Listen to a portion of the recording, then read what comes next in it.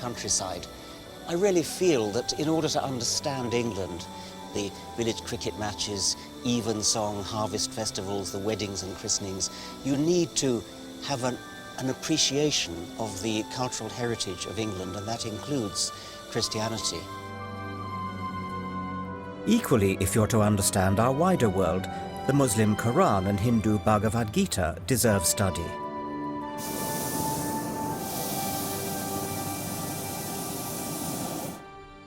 Stay me with flagons, comfort me with apples, for I am sick of love. It's not all that surprising that I enjoy reading the Bible so much, because, at least in the 17th century King James Version, it is most beautiful English. Go to the ant, thou sluggard, consider her ways and be wise. Spare the rod and spoil the child. Of making many books there is no end. These phrases and hundreds like them suffuse our literature and our language. You can't appreciate Shakespeare unless you are steeped in the Bible.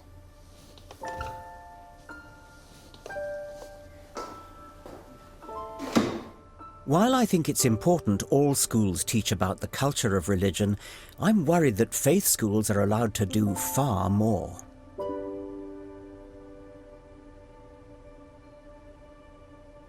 Even the mild old Church of England has openly set out its aim, through the Archbishop's Council, for its some 5,000 schools to nourish those of the faith, encourage those of other faiths, challenge those who have no faith.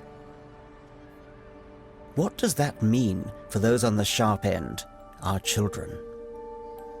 I suppose what we are trying to indoctrinate into is a view that faith matters. What you would expect here is to find that the collective worship means something. But the main aim is to not just learn about major faiths, but to have something of an experience of faith. One of the things that's very difficult to do when you're older is to make a decision on something about which you know nothing and have experienced nothing. So it would be very easy for someone to say, oh, religion's all a load of rot, without actually ever having encountered what it's like lived.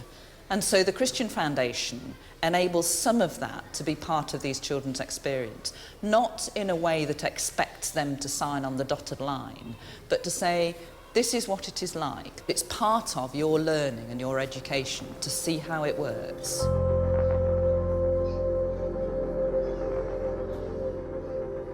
Janina, Ainsworth and I disagree here.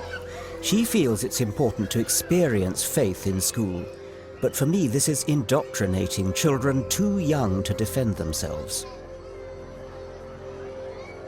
I worry that religions like getting to children young precisely because that's when they're at their most impressionable. I'm going to show you what it's going to make next. It's going to be a box. Are you ready for the box? Okay, there. There's a box. You see its lids there? I can make a hat out of it. What, like that? No. No. Put it on me. Thank you. Some 60 years on from my childhood, I can still remember how to fold a piece of paper into a Chinese-style boat. It was a craze at my school. This is going to be difficult. This is the difficult bit now. I know. Pulling that out, and pulling up the sails. Is it Chinese boat? It's a boat. Can I have it? Windmill Primary School in Oxford is no faith school, but I've come here to demonstrate children's natural propensity to absorb new information. A sailor went to sea. I've reminded one pupil of a well-known clapping game. See.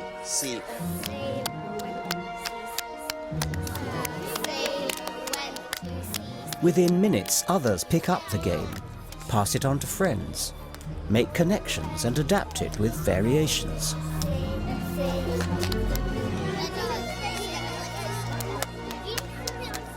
Children love to imitate, they love to join in. There's something compelling about ideas and the way they spread through minds that are a bit like sponges.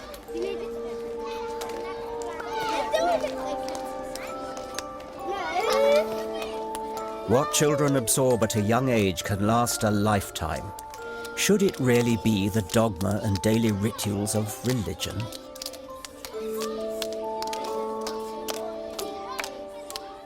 And faith schools do much more, of course, than hymns and prayers.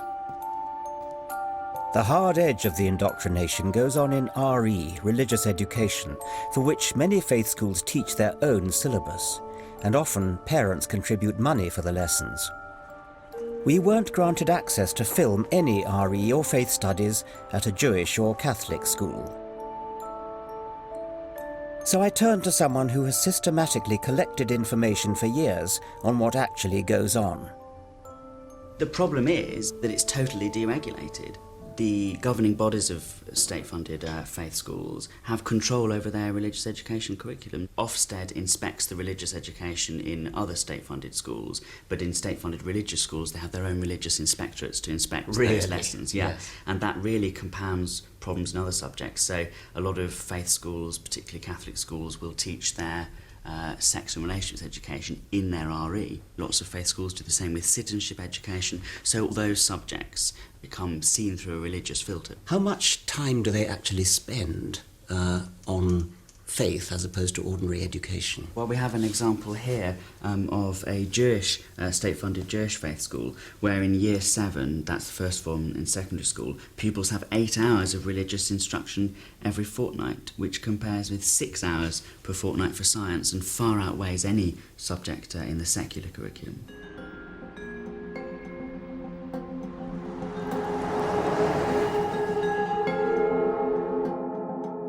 One faith was brave enough to open its doors to filming.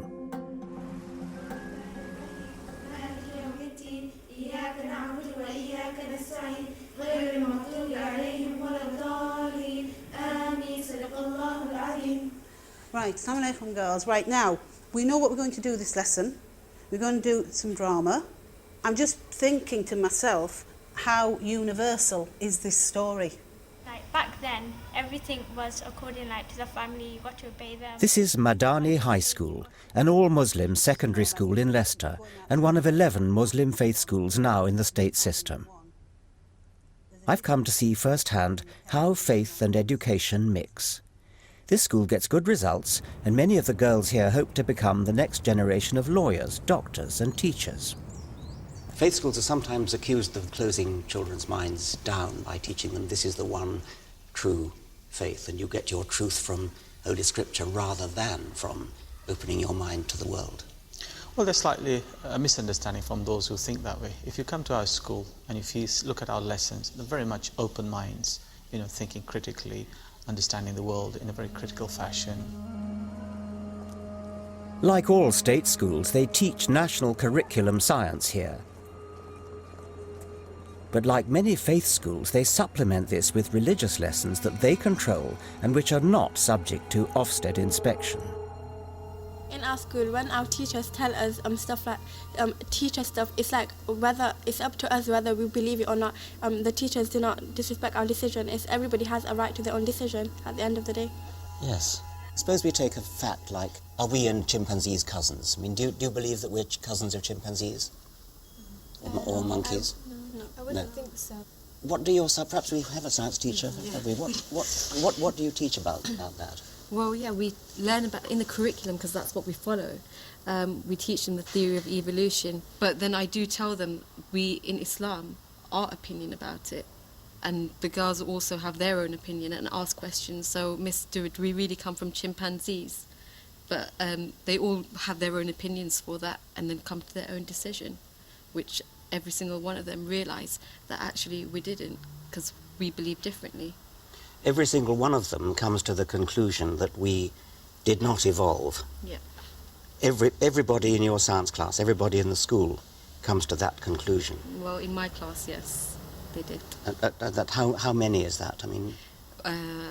well, I teach 60 year 10 students, so right. 60 of them. And all 60 of them end up rejecting evolution? Yes, because obviously they have their beliefs, which is Islam. Yeah, about evolution. Evolution is that human evolved from apes and stuff.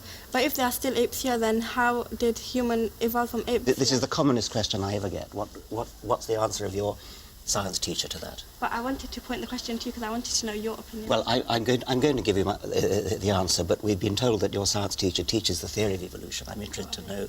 That's exactly what we teach them, that humans evolved from apes. Yeah. And through natural selection, we became humans. But her question is, why are there still apes? Well, I'll tell you why there are still apes. Firstly, we are not just evolved from apes, we are apes. And when animals evolve from other animals, it's not that they supersede them. It's not that we've evolved from chimpanzees.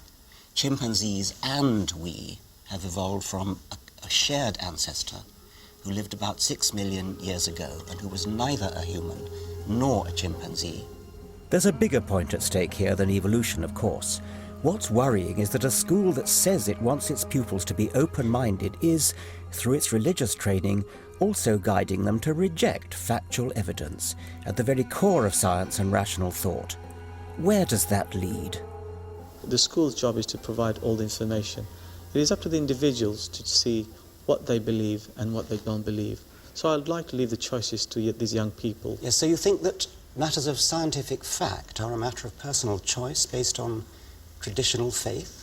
Well, none of the reports that I've read says that evolution is a scientific fact. Just as there's a scientific theory which says evolution is there's another perspective, from a faith perspective, that says, no, God created all human beings. But I hope you'll see that from our young people, evolution is only one small thing in their lives, and probably an insignificant thing in their lives. It's not a small thing in the life of a science teacher. She will teach children things which are contrary to the entire scientific community. Now, that's not a small thing, that's actually quite a large thing. If science says one thing and the Quran says the other, who do you go with? Well, I'd like to believe that because science, scientific knowledge and Quran